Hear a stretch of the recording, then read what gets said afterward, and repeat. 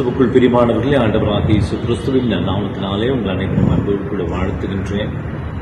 சாம்பல் முதல் கிழமை தொடங்கி 40 நாட்கள் லெந்து காலத்தை ஆசீர்வதிக்கும்படியாக கர்த்தர் பாராட்டின தயவுக்காக கர்த்தருக்கு நன்றி செலுத்துகின்றோம்.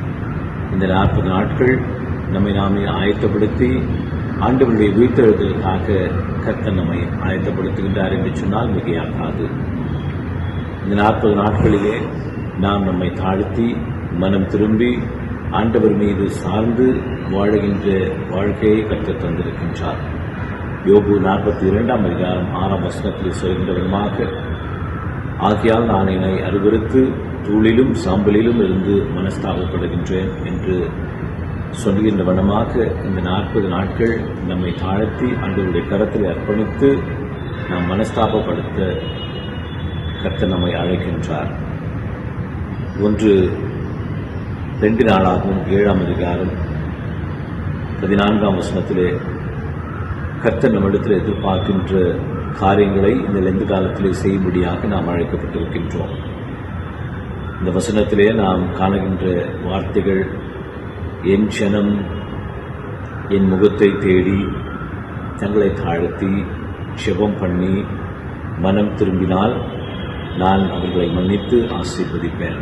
இந்த 40 நாட்களுடைய நோக்கமே இதுதான்.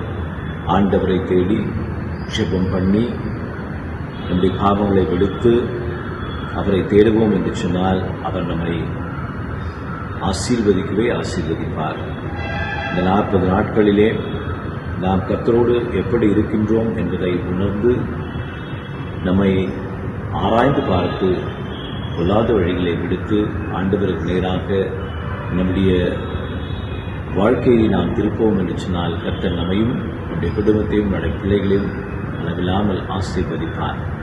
இந்த முயற்சியை எடுத்து பொலாத்தங்கவேலுடைய வட்டார தலைவி திரு பீனா பிரியதர்ஷினி அவர்களுக்கு உள்ளமார்ந்த நன்றிகளை தெரிவித்துக் கொள்கின்றேன். இப்படிப்பட்ட ஆவிக்குரிய காரியங்கள் இந்த லெந்து நாட்களிலே நடைபெற என்னுடைய வாழ்த்துக்களை தெரிவித்துக் கொள்கின்றேன். கர்த்தர் தாமே உங்களையும் உங்கள் திருச்சபை ஊழியத்தையும் குடும்பத்தையும் உங்கள் பிள்ளைகளையும் அளவில்லாமல் ஆசீர்வதிப்பாராக. ஆமென்.